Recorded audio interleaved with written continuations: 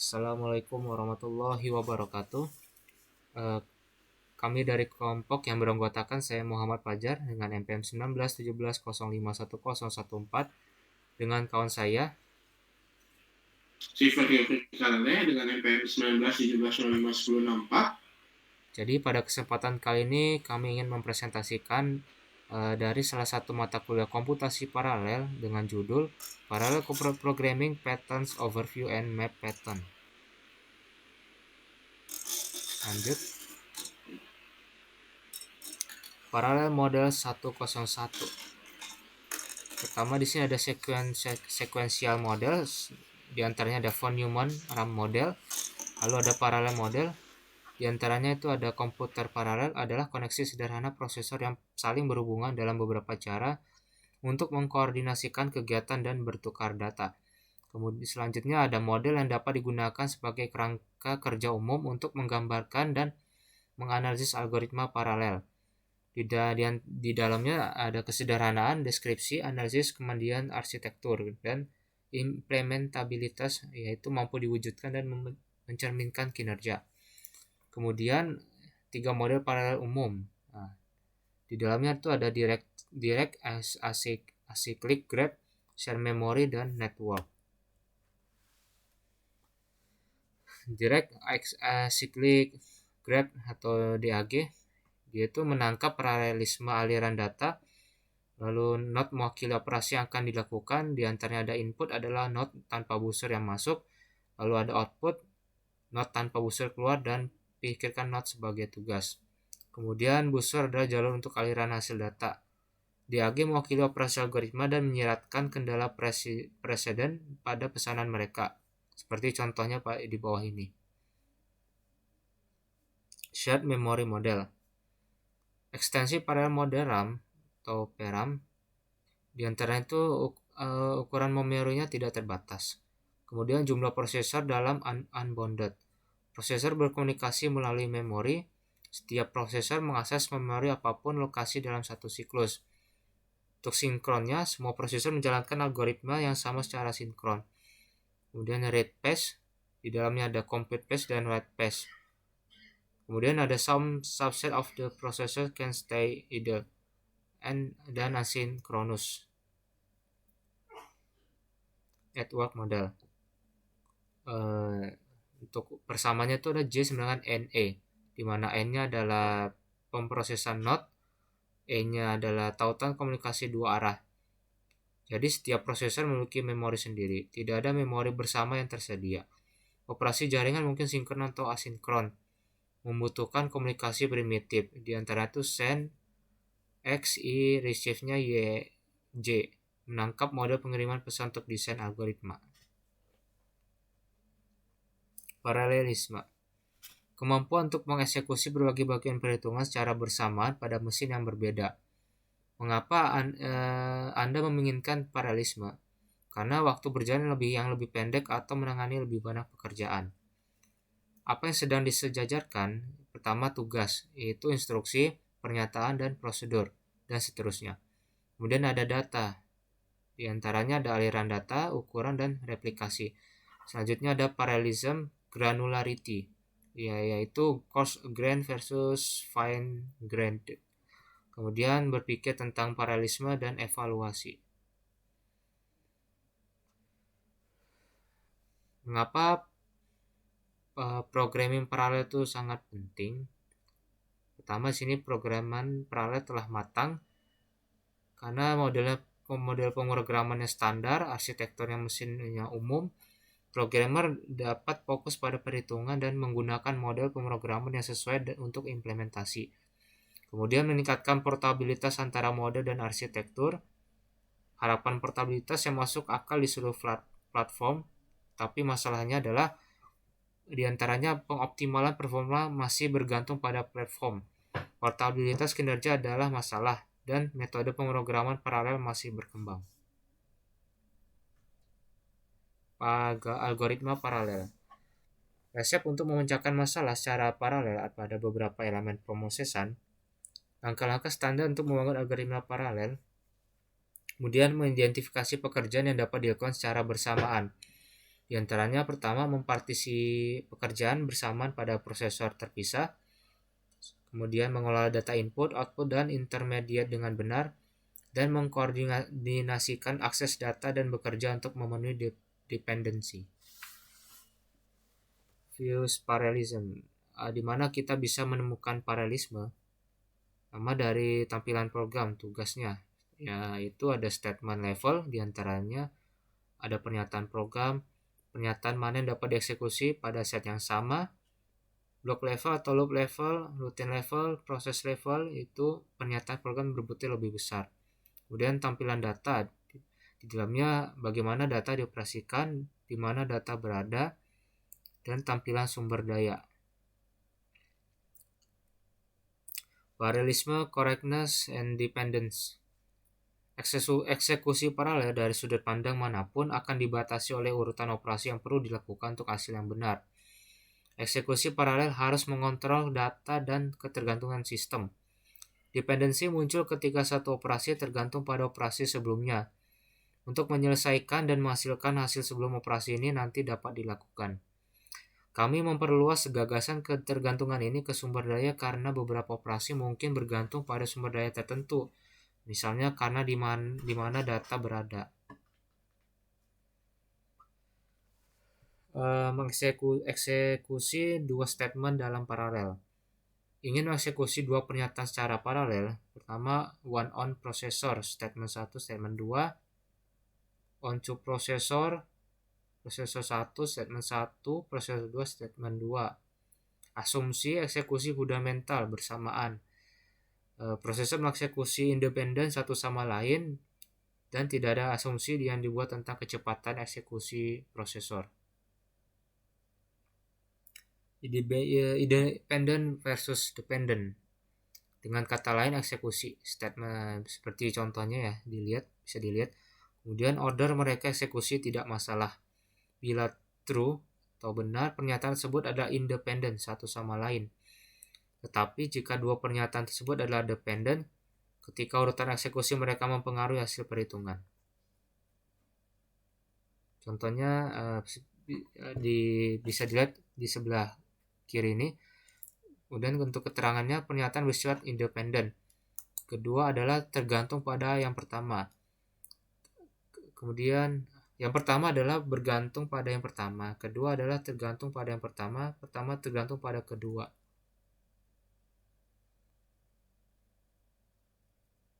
Dependent truthful dependence.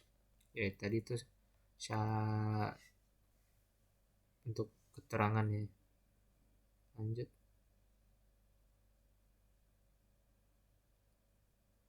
Oke, untuk keluaran dari dependence-nya itu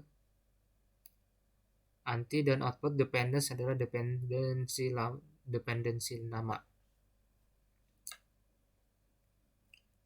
Kapan dua statement bisa dieksekusi dalam paralel? Jika pernyataan statement 1 dan statement 2 dapat dijalankan secara paralel jika dan hanya jika tidak ada dependencies antara statement 1 dan statement 2. Ketergantungan sejatinya itu anti-dependence, lalu output dependence. Beberapa ketergantungan dapat dihilangkan dengan memodifikasi program. Di antaranya itu rearranging statement dan eliminating statement. Loop level parallelism. Paralelisme yang signifikan dapat diidentifikasi dalam loop. Lanjut. Dual loop for each loop. Semua iterasi independen satu sama lain dan semua pernyataan dieksekusi secara paralel pada saat yang sama.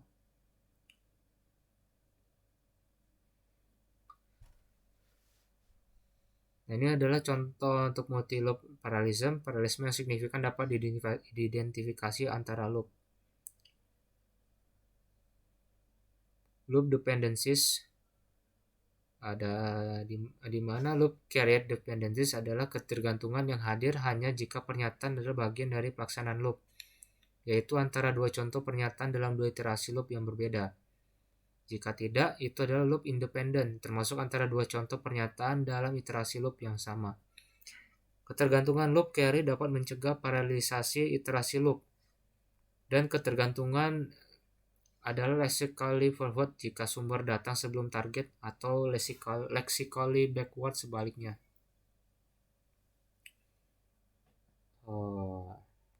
Key ideas for dependence analysis. Jadi untuk mengeksekusi secara paralel, pertama, perintah pernyataan tidak boleh menjadi masalah. Kedua, pernyataan tidak boleh memiliki ketergantungan. Beberapa ketergantungan dapat dihilangkan dan beberapa ketergantungan mungkin tidak jelas. Dependencies dan synchronization. Bagaimana paralelisme dicapai ketika memiliki dependensi? Pertama, pikirkan tentang konkurensi.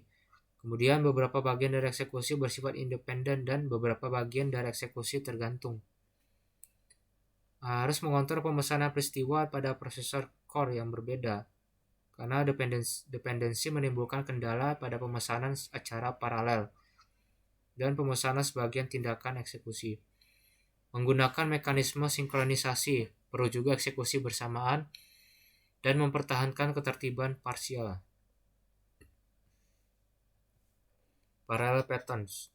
Parallel patterns adalah kombinasi berulang dari distribusi tugas dan akses data yang memecahkan masalah tertentu dalam desain algoritma paralel. Pola memberi kita vocabulary untuk desain algoritma. Hal ini dapat berguna untuk membandingkan pola paralel dengan pola serial.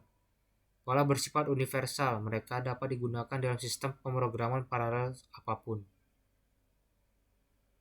Nesting, selanjutnya itu ada nesting pattern, serial atau parallel control pattern, serial parallel data management pattern, order pattern, dan programming model support for pattern.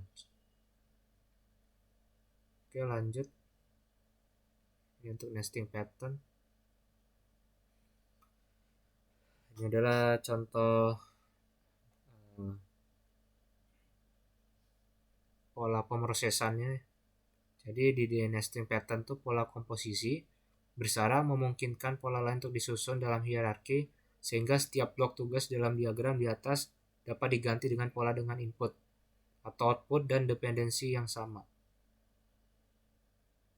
Serial control pattern adalah pemrograman serial terstruktur yang didasarkan pada pola-pola berikut. Pertama ada sequence, selection, iteration, dan recursion. Kedua, nesting pattern juga dapat digunakan untuk menyusun keempat pola ini secara hierarkis. Meskipun Anda harus terbiasa dengan ini, sangat penting untuk memahami pola-pola ini ketika paralelisasi algoritma serial berdasarkan pola-pola ini. Lanjut. Ini serial control pattern sequence. Sequence adalah daftar tugas yang dipesan yang dijalankan dalam urutan tertentu. Asumsi pemesanan teks program akan diikuti. Jelas, tetapi ini akan menjadi penting bila disejajarkan, ya, seperti contoh yang di bawah. Ini untuk selectionnya. Selection adalah kondisi C pertama kali dievaluasi. Tugas A atau B dijalankan tergantung pada hasil sebenarnya atau salah dari C. Asumsinya A dan B tidak pernah dieksekusi sebelum C. Dan hanya A atau B yang dieksekusi, tidak pernah keduanya. Ini untuk iteration. Iteration itu jika suatu kondisi C dievaluasi, jika benar A dievaluasi, dan kemudian C dievaluasi lagi. Ini berulang sampai C salah. Komplikasi saat paralelisasi adalah potensi dependensi ada di antara iterasi sebelumnya. Kemudian recursion. Recursion itu bentuknya dinamis bersarang yang memungkinkan fungsi untuk menyebut diri mereka sendiri. Rekursi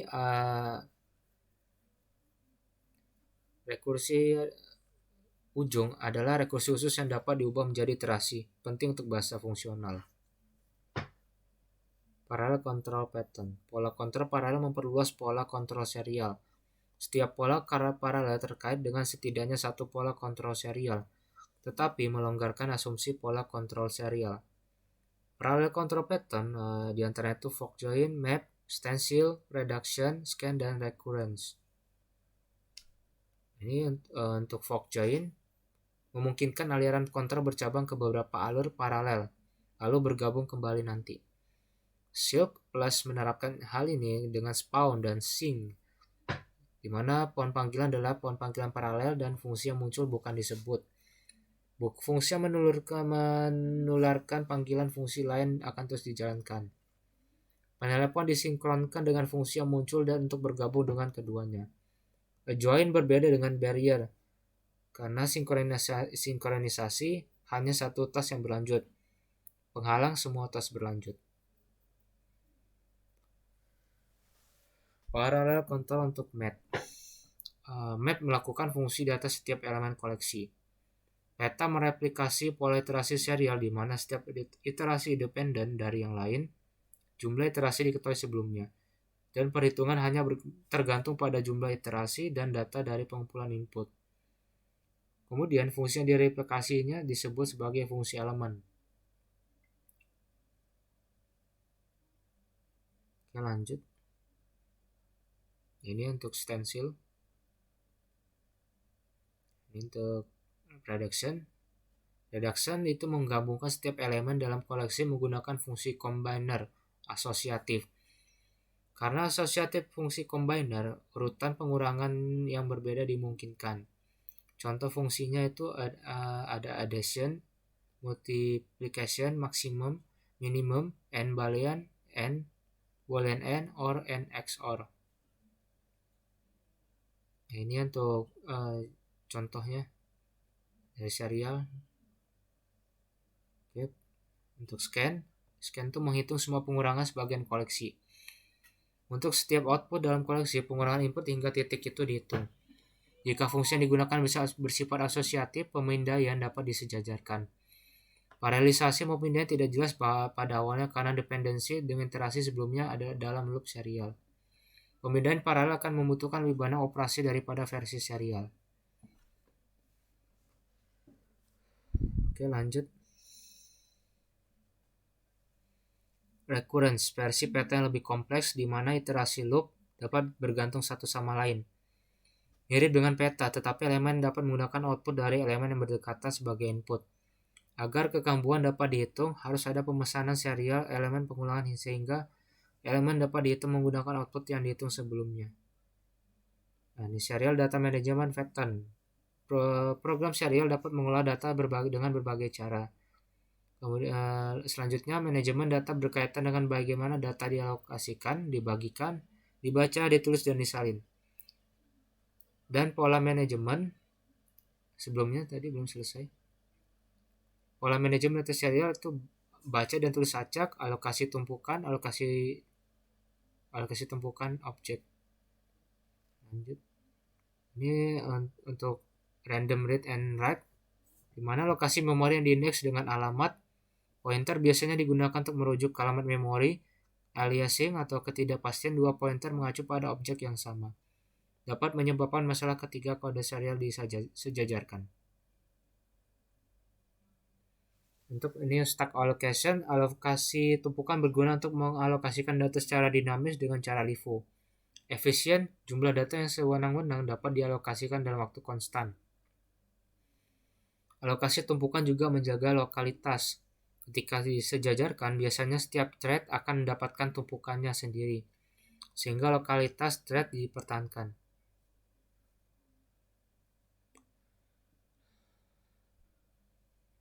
Untuk head allocation, alokasi head berguna ketika data tidak dapat dialokasikan dengan cara LIFO. Tapi alokasi head lebih lambat dan lebih kompleks daripada alokasi tumpukan.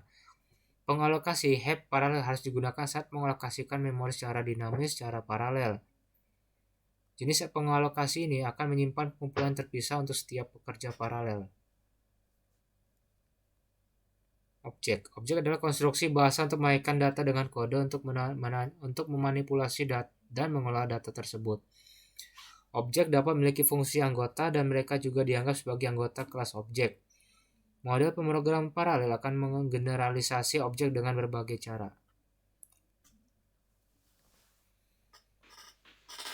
Lanjut. Selanjutnya, saya akan jelaskan. Yang selanjutnya adalah parallel data management pattern. Di sini untuk menghindari hal-hal seperti kondisi, sangat penting untuk mengetahui kapan data dan tidak berpotensi dibagikan untuk ke beberapa pekerja paralel. Beberapa pola manajemen data paralel membantu untuk lokalisasi data. Pola manajemen data paralel itu adalah sebagai berikut: paket data, pipa, dekomposisi geometris, kumpulan, dan hamburan. Di sini kita bisa melihat pack. Pack itu digunakan untuk menghilangkan ruang yang tidak dipakai dalam koleksi. Elemen yang ditandai false akan dibuang. Elemen yang tersisa ditempatkan dalam urutan yang berdekatan dalam urutan yang sama. Pack ini berguna untuk digunakan bersama dengan map. Lalu unpack adalah kebalikannya, di mana digunakan untuk menempatkan elemen kembali ke dalam posisi asli. Selanjutnya adalah pipeline, di mana pipeline menghubungkan task dengan cara produce and consume. Pipa linear adalah ide pola dasar, tapi pipa dalam DAG juga dimungkinkan. Pipeline itu paling berguna apabila digunakan dengan pola lain, karena dapat dilipat gandakan paralelismenya dengan yang tersedia.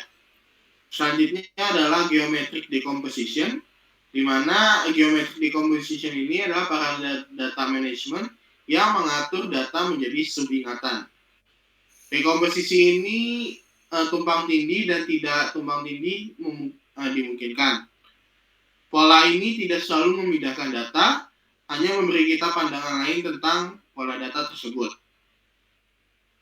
Lalu selanjutnya adalah parallel data management gather. Gather itu membaca kumpulan data yang memberikan kumpulan indeks. Dipikirkan secara kombinasi peta dan pembacaan serial secara acak. Kumpulan output berbagi jenis yang sama dengan kumpulan input, tetapi berbagi bentuk yang sama dengan koleksi indeks. Selanjutnya adalah scatter, di mana itu kebalikan dari yang sebelumnya. Gather, di mana sebuah set input dan indeksnya diperlukan, tetapi setiap elemen input ditulis ke output pada indeks yang dimiliki alih-alih dibaca dari input. Jadi kondisinya dapat terjadi apabila kita memiliki dua tulisan ke lokasi yang sama. Lalu yang lain-lain seperti contohnya adalah superscalar sequences, features, speculative selection, dan work file.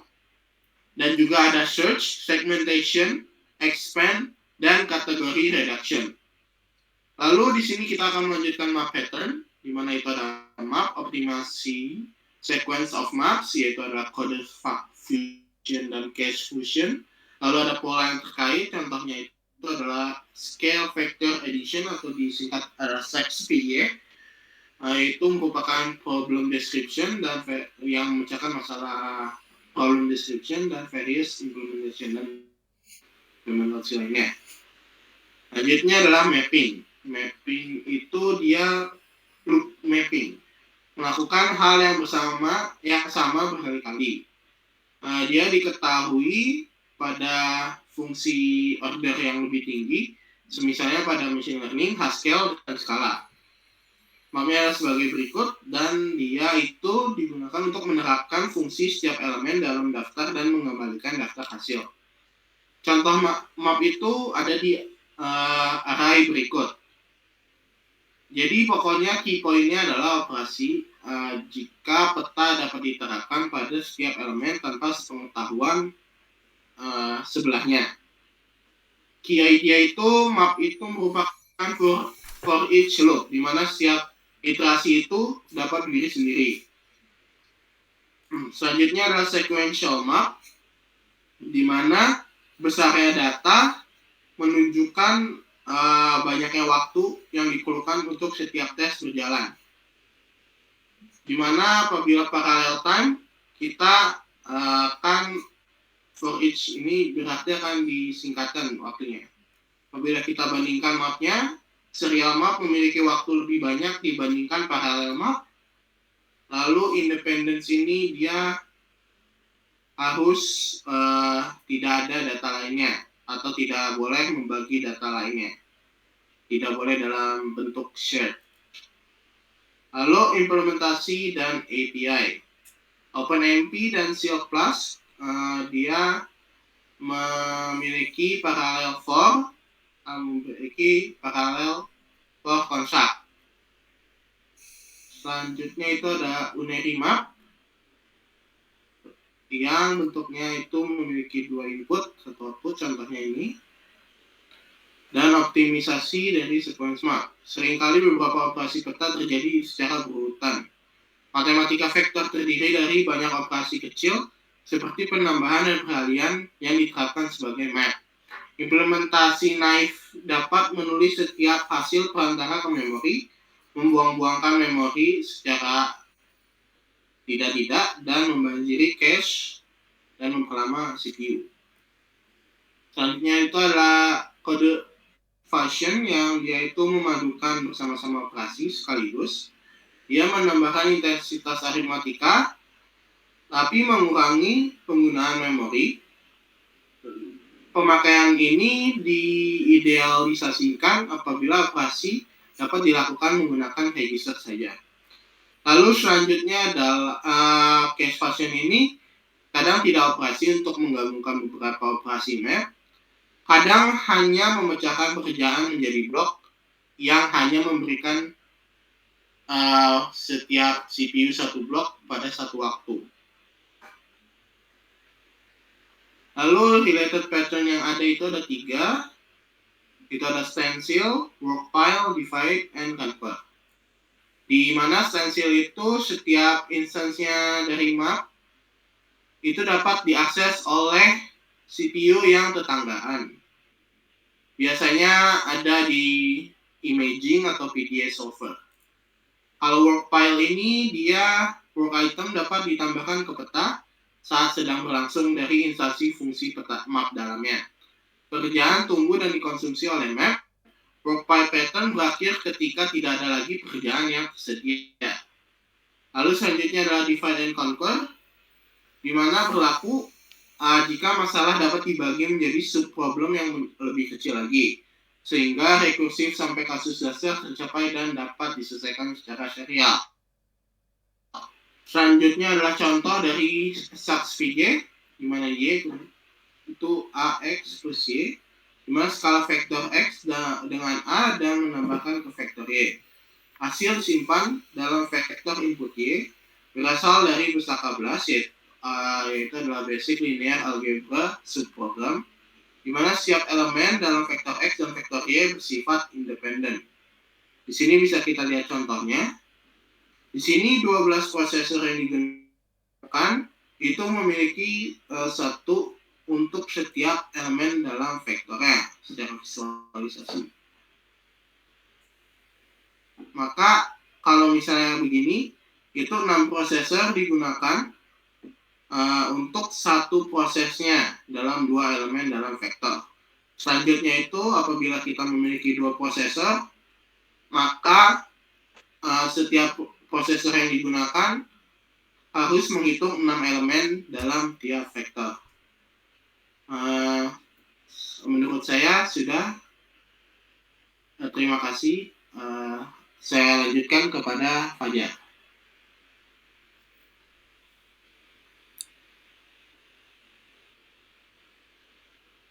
Oke, baik, mungkin itu saja presentasi dari kelompok kami. Kurang lebihnya mohon maaf. Kami akhiri. Wassalamualaikum warahmatullahi wabarakatuh. Terima kasih.